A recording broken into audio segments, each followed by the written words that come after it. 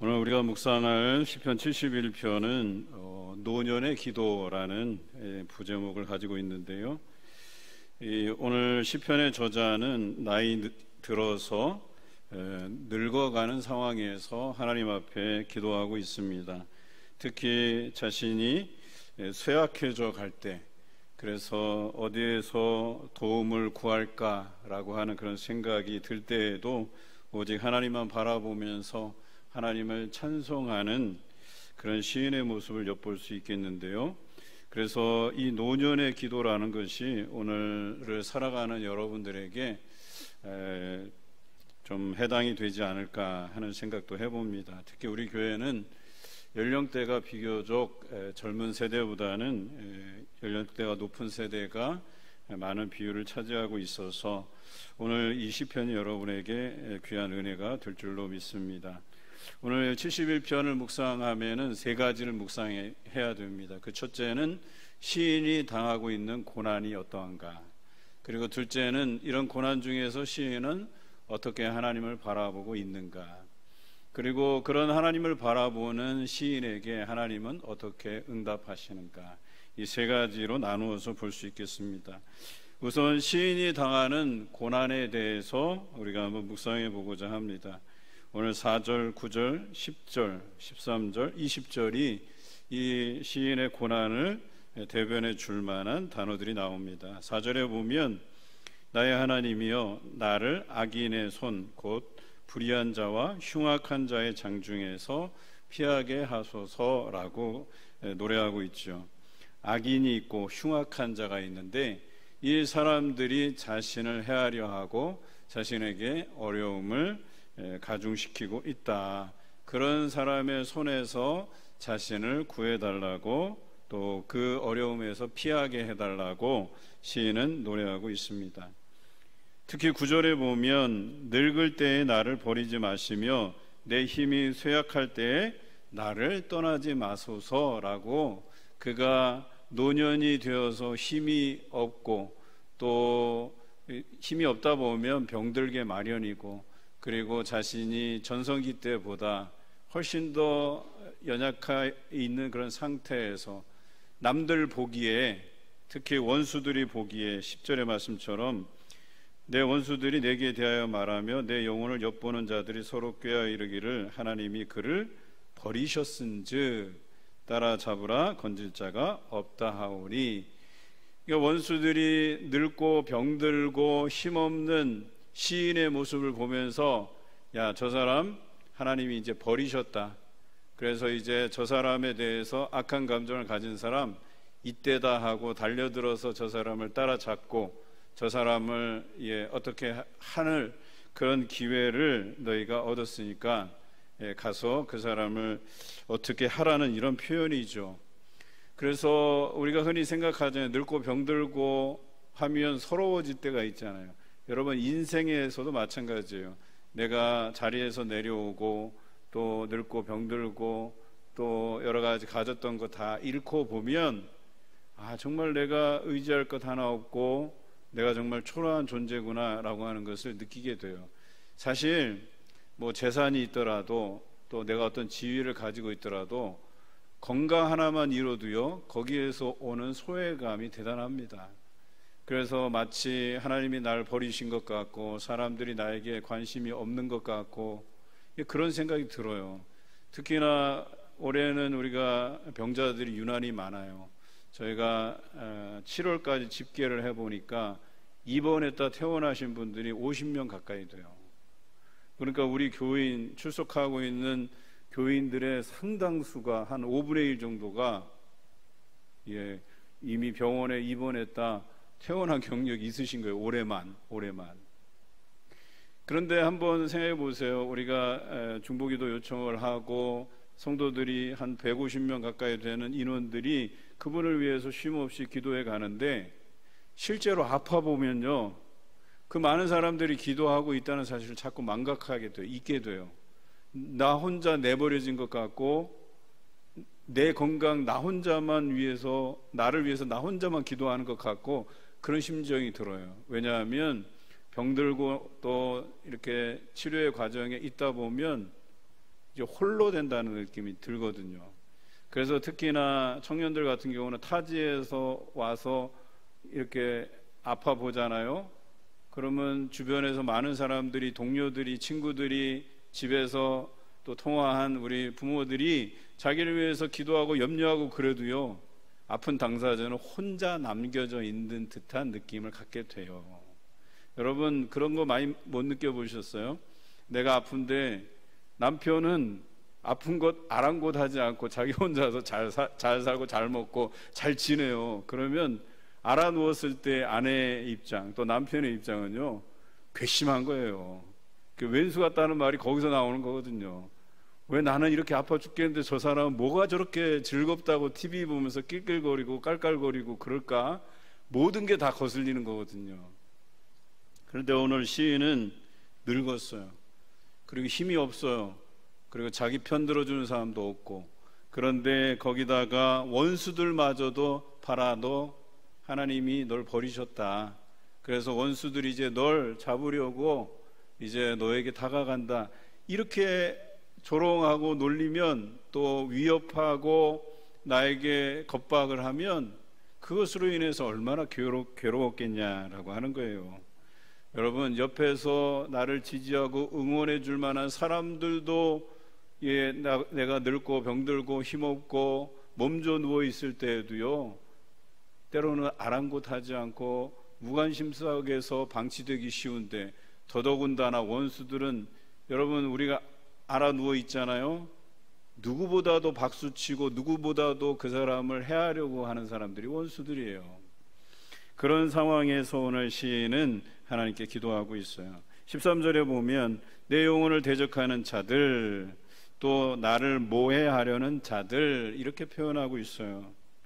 대적하는 것뿐만 아니라 이제 잘됐다, 이제 네가 늙고 병들고 힘없으니까 이제 내가 너를 넘어뜨리고 또 너를 모해하고 거짓 증거로 너를 많은 어떤 스트레스 속에서 그동안 네가 기고만장하면서 그렇게 살아왔더라면 이제는 이제 네가 당할 고통에 대해서 염두에 두고 이 원수들이 공격한다는 것이죠.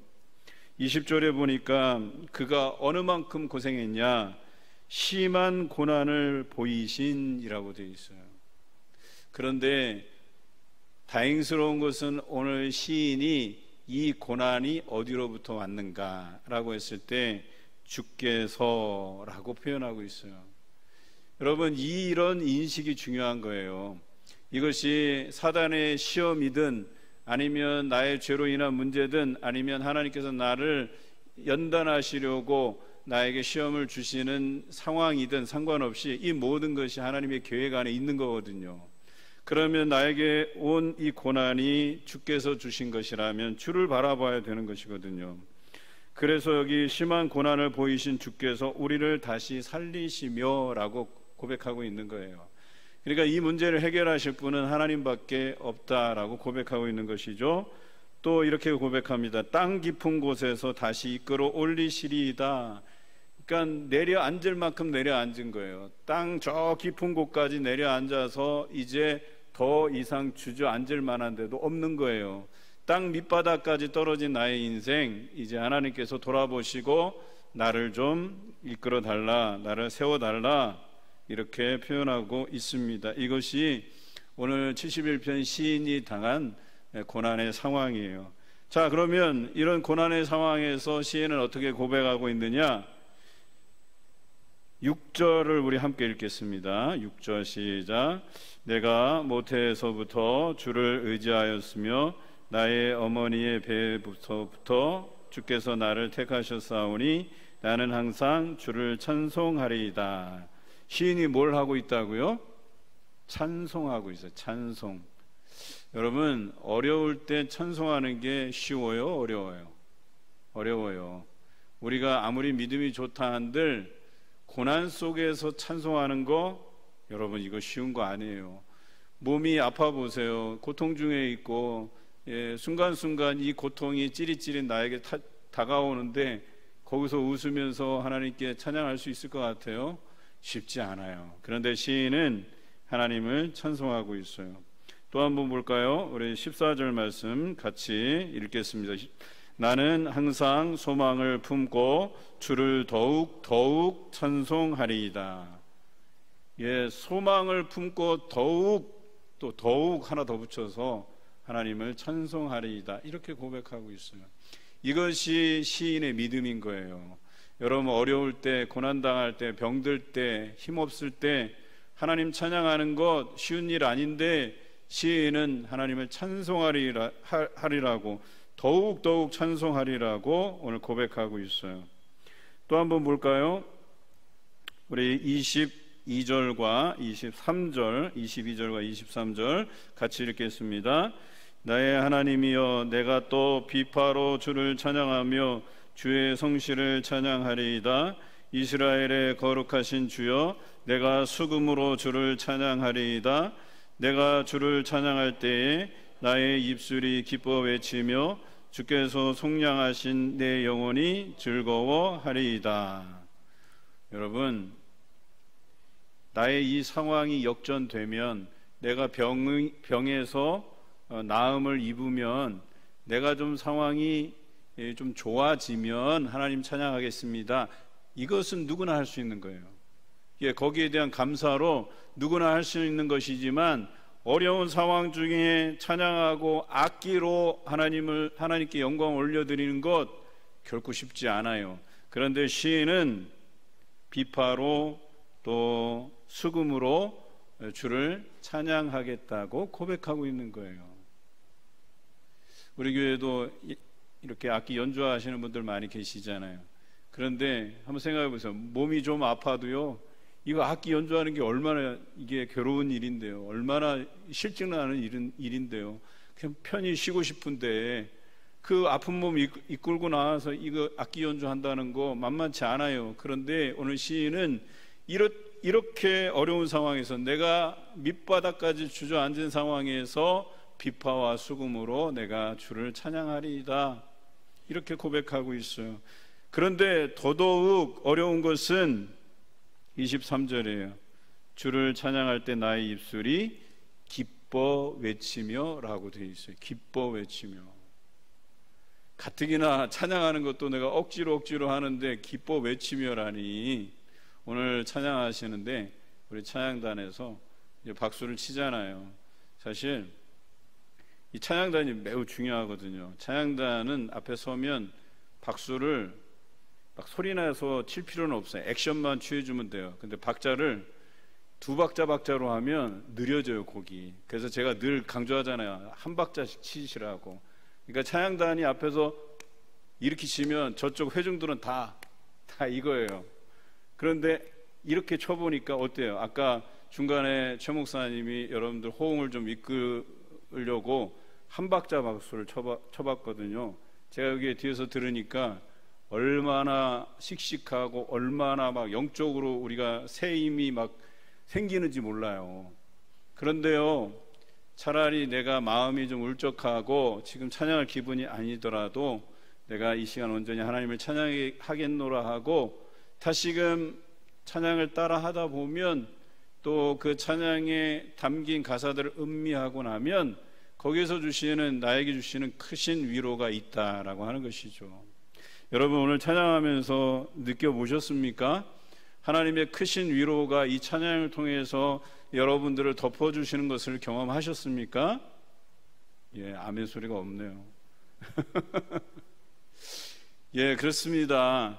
찬양을 하다 보면 내 안에 있던 여러 가지 불평들이 사라지게 되고 찬양에 매진하게 되고 또 찬양하면서 내 상처난 마음이 치료되고 내 병든 육신이 치료되는 기적을 맛보게 되는 거예요. 아니, 목사님은 그런 적도 없으면서 그런 얘기 하시냐? 아니요. 제가 우리 중고등부 여름수련회 떠났잖아요. 제가 전도사 시절에 아산으로 우리 아이들을 데리고 간 적이 있어요. 제가 언제 한번 이거 소개한 적이 있어요. 그런데 제가 젊었을 때 50견이 왔거든요. 팔을 못 드는 거예요. 팔을 이 90도, 여기서 90도 이상도 못 올렸어요. 그래서 여기서만 이렇게 겨우겨우 움직이고, 그런 상황에서 찬양 집회에 참석하는데 그냥 우리 아이들 앞에 앉혀놓고 단속하는 거죠. 찬양 열심히 하나. 나는 정작 안 하면서 뒤에서 어떤 핑계로? 팔 아프다는 핑계로. 그런데 첫째 날 찬양 집회하는데 앞에서 인도자가 손을 들고 찬양하라는데 제 마음에 교만함이 있었어요. 아파 죽겠는데 무슨 손을 들고 찬양하냐고. 그래갖고 입만 거의 립싱크 수준으로 뻥긋 해가면서 내가 찬양하기보다는 저 앞에 있는 내가 맡은 중고등부 애들 열심히 찬양하나 그것만 바라보고 있었다니까요. 그리고 오후 시간에 이제 아이들이랑 농구를 해야 되는데 농구도 못하지 뭐 공을 어떻게 던져요? 들 수가 없는데 손을. 그래서 애들한테 내가 사정이 이렇다. 제가 운동을 굉장히 좋아해요. 아이들랑 운동하는 걸. 그런데 그 하고 싶은 것도 이것 때문에 못하는 거예요. 둘째 날 저녁에 찬양 집회를 하는데 또 찬양 인도자가 손을 들고 찬양하라는 거예요. 근데 첫째 날과 다르게 둘째 날에 하나님께서 어떤 마음의 감동을 주셨냐면 너부터 찬양하라는 거예요. 왜 그 아이들 뒤통수만 바라보면서 아이들 손 들고 찬양하는 걸 기다리고 있냐고.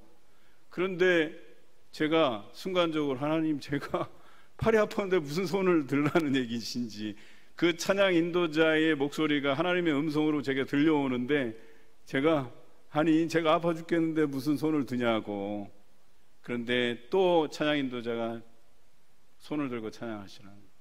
근데 그 목소리가 저에게 하는 목소리였었어요. 그래서 손을 드는 순간부터 찬양 집회 거의 뭐 1시간 반, 제 기억으로는 뭐 한 그 정도 1시간 넘게 했던 것 같아요.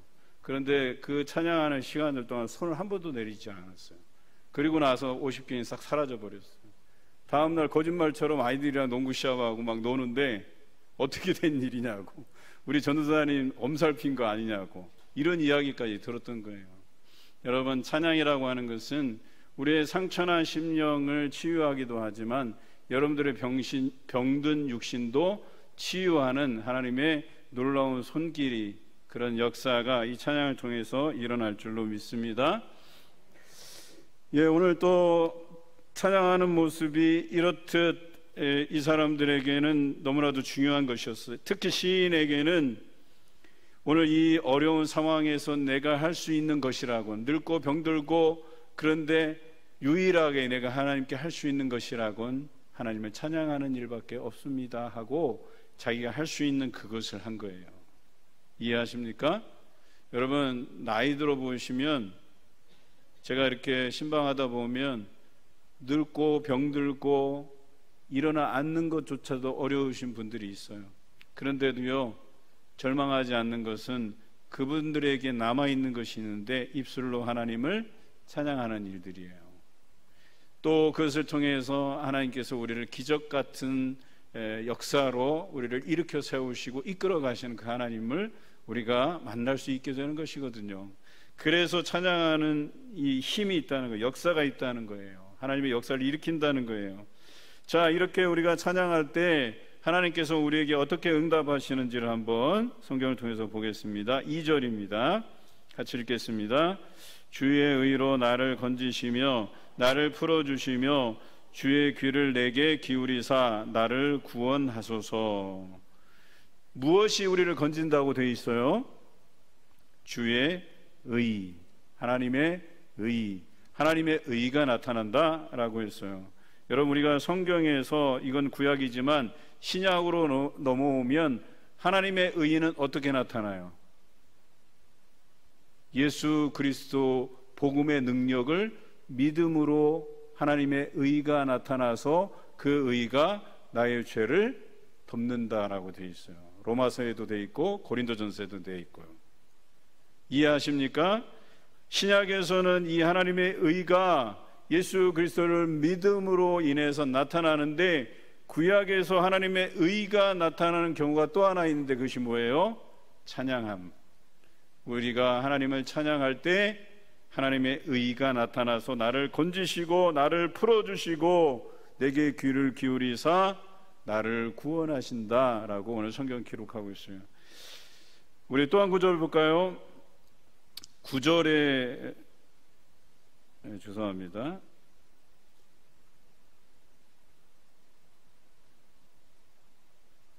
예, 15절입니다. 15절. 우리 15절 같이 읽겠습니다. 시작.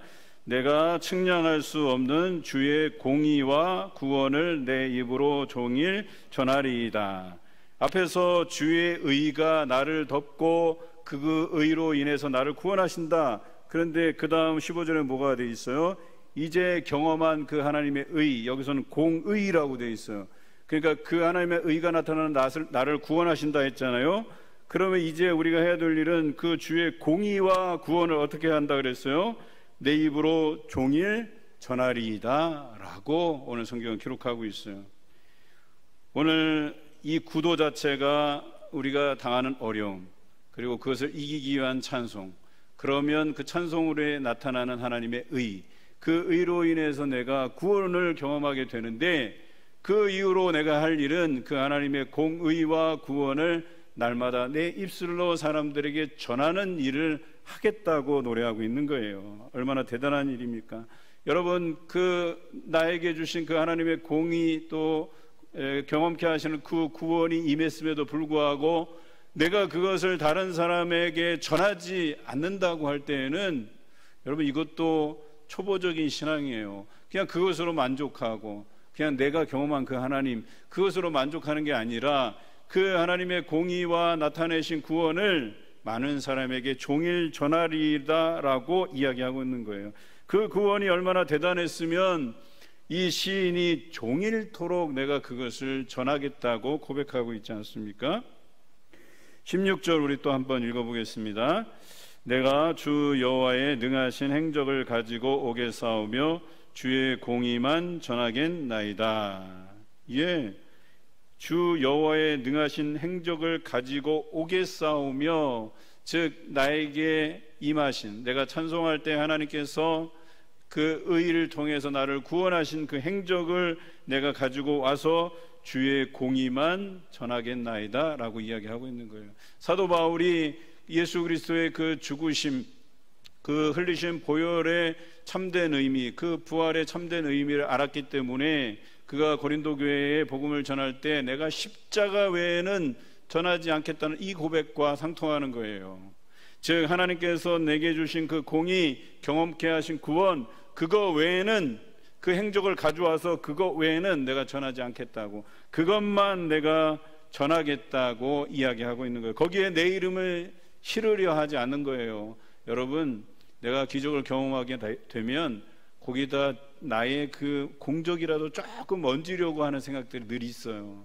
사실 내가 이걸 위해서 뭐 기도하고 또 믿음으로 내가 이거 하나님께서 들어주실 것을 확신하고 기도했다, 여기서 뭔가 자꾸 양념을 치려 해요. 그래서 나의 공로를 자꾸 거기다 뭔가를 집어넣으려고 해요. 아니에요. 하나님께서 우리에게 주신 공의, 그것으로 인해서 우리에게 주신 구원, 다 그것만 감사하고 그것만 전하기를 힘써야지, 거기에 뭔가 인간적인 노력들을 자꾸 어필하려고 하다 보면 하나님의 이름이 가리워지고 영광이 가리워지는 거예요. 그럴 필요가 뭐 있어요?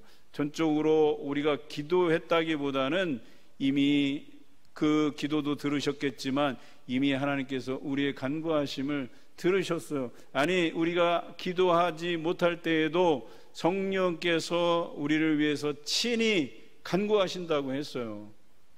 그러니까 어때요? 때로는 내가 너무나도 육신이 연약해서 기도할 용기조차 내지 못했는데 그 와중에 성령께서 나를 위해 친히 간구하시고, 그래서 하나님께서 내 병을 치유하셨다는 그 사실만으로도 나는 아무 공로가 없는 거예요. 거기에다가 오직 하나님께만 감사드릴 수 있어야 되고, 혹 내가 거기에 열심히 기도하고 또 중보기도단에 기도 요청도 하고 이런 인간적인 노력이 있었다 치더라도 이 하나님의 공의가 나타나서 우리를 구원하시는 경험은 오직 하나님의 공로로, 예수 그리스도의 보혈의 공로로, 성령의 임재하심을 통해서만 일어나는 거예요. 단지 우리는 거기에서 우리가 그리스도인으로서, 하나님의 백성으로서, 성령이 충만한 사람으로서 해야 될 도리만 한 것뿐이지, 그것 때문에 내가 나음을 입었다고 이걸 자꾸 억지로 끼워 맞추고 연결시킬 필요가 없는 거예요. 19절에 또 주의 의가 나타나는데 또 한번 읽어보겠습니다. 19절입니다. 하나님이여 주의 의가 또한 지극히 높으시니이다. 하나님이여 주께서 큰 일을 행하셨사오니 누가 주와 같으리이까. 자기가 구원받게 되는 이 상황을 놓고 하나님의 의가 아니면 그 누가 이것을 행할 수 있겠사옵니까? 라고 이야기하고 있는 거예요. 하나님의 의가 아니면 이것은 해결되기 어려운 문제라고 고백하고 있는 거예요. 다른 데에서 구원이 우리에게 임할 리가 없어요. 다른 이름으로서는 우리에게 구원을 얻을 만한 다른 이름을 우리에게 주신 일이 없어요.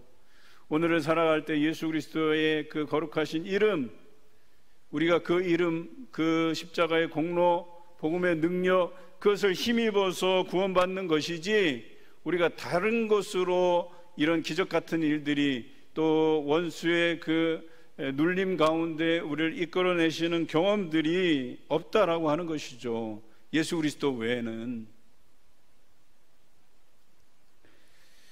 24절에도 의에 대해서 이야기합니다. 같이 읽어보겠습니다. 24절입니다. 나의 혀도 종일토록 주의 의를 작은 소리로 읊조리오리니 나를 모해하려 하던 자들이 수치와 무한을 당함이니이다. 큰 소리로 외칠 필요까지도 없어요. 그저 작은 소리로 내가 하나님의 의를 읊조리고 내가 이렇게 된 것이 다 하나님의 의가 나타나서 된 일임을 고백드릴 수 있다면, 여러분, 그동안 나를 힘들게 하고 어렵게 했던 그 원수들, 하나님께서 그들에게 수치와 무한을 당하게 하실 것이고 결과적으로 나를 높이실 것이고 나를 이끌어가 주실 것임을 시인은 믿고 있었다라고 하는 것이죠. 오늘 71편이 우리에게 시사하는 바가 매우 큽니다. 여러분, 우리는 세월이 가면 갈수록 늙고 힘없게 돼요. 가진 권력도 내려놓게 되고 언젠가는 자연인으로 돌아가야 돼요. 그리고 어느 시점이 되면 정말 내가 가진 것이 아무것도 없다 할 만한 그런 때가 반드시 와요.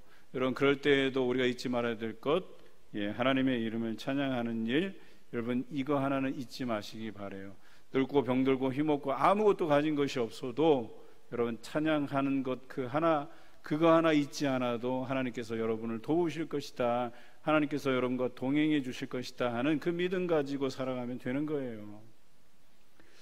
요즘 우리 환우도 신방을 해요. 그래서 입원했다가 퇴원하시는 분들 찾아가 뵙는데 정말 그 몇 개월 사이에 죽음의 문턱을 오갔다 오신 분이에요. 그분을 뵀는데 아주 이렇게 멋지게 이렇게 퍼머도 이렇게 하고, 그러니까 미용실에 가서 이 퍼머하는 기계 있잖아요. 이거 뭐예요? 이거 뭐 동그란 거 많은 거, 그 돌돌 말아놓고 얼굴색도 너무 좋아지셨어. 정말 모든 의사들이 5명의 의사들이 왔다 가면서 이거 가능성 없다 하고 이렇게 얘기했던 분인데 지금은 퍼머머리 올려놓고 그렇게 저희 앞에 앉아서 그때 일을 떠올리면서 이야기하시는데 그런 거거든요. 그래서 이분이 그래도 날마다 하나님을 의지하고 또 그 가족들도 그 사랑하는 아내, 사랑하는 엄마가 다 죽어가는 모습 앞에서 뭐 오열하고 통곡하고 그랬던 때에도 아마 이 집사님은 그런 희망을 가지셨을 거라는 거예요. 오직 하나님을 찬양하고 오직 하나님만 바라보고, 그래서 지금 나의 이런 모습 안에서 나를 살리실 분은 하나님밖에 없음을 그가 붙잡고 바라보았다는 것이죠. 지금도 그분은 고백해요. 정말 하나님의 은혜가 컸다고, 하나님이 나를 붙들어 주시지 않으면 내가 지금 여기서 목사님하고 사모님하고 이렇게 웃으면서 대화할 수 있겠냐고 이런 이야기를 해요. 그런데 올 한 해 또 이분이 고백하는 것은 참 중보기도단 너무 잘 만들었다는 거예요. 작년에 우리가 정책담회를 할 때 전도단을 만들까 중보기도단을 만들까 이 고백, 이런 저울질이 있었어요. 그런데 기도하는 중에 중보기도단을 먼저 만들고 그 다음에 우리 전도단은 또 1년 후에 만들어도 늦지 않겠다 하는 판단을 주셨어요. 그리고 중보기도 사역을 시작할 때 여러분 또 거기에 맞춰서 선교사님이 오셔서 중보 기도에 대한 필요성을 여러분들에게 오후 예배를 통해서 설교를 했었고, 또 우리가 중보 기도단을 만들고 금요 연합 기도회를 쪼개서, 그래서 몇 개월 동안 한 4달은 그 징검다리 중보 기도회로 만들고 우리가 기도를 시작하지 않았어요. 그런데 유난히도 올 한 해 병든 사람이 많았어요. 그리고 중보 기도를 필요로 하는 사람들이 얼마나 많았는지 몰라요. 그리고 그 사람들을 위해서 눈물로 기도하고 신경 써서 기도하고, 그리고 어떤 분은 그래요. 중보 기도 부탁을 드렸더니 성도들이 막 여기저기에서 연락이 와서 괜찮냐고 안부도 물어주시고 걱정해 주시고 기도하고 있다고 이렇게 격려해 주시는 분들이 많았다고 이야기해요. 저는요, 오늘 이러한 일을 우리에게 경험케 하시는 이유는 오늘 시인의 고백처럼 주의 공의와 구원을 내 입으로 종일 전하게 하시기 위함이라고 여겨집니다. 여러분 잊지 마시기 바라요. 여러분이 하나님을 바라보고 기도하고 찬송하고 거기에서 주어지는 여러 가지 기적, 소소한 것부터 큰 것까지 그런 기적을 나타내 보이심은 종일토록 우리 입술로 그분을 증거하는 데 사용하기 위함이다 라고 하는 것을 잊지 마세요. 하나님은 살아계십니다. 여러분 찬송할 때 하나님의 의가 우리를 덮으실 겁니다. 그때 놀라운 역사가 일어나고 또 원수들이 물러가는 아름다운 역사가 여러분 삶에서 날마다 경험되시길 주님의 이름으로 기원합니다.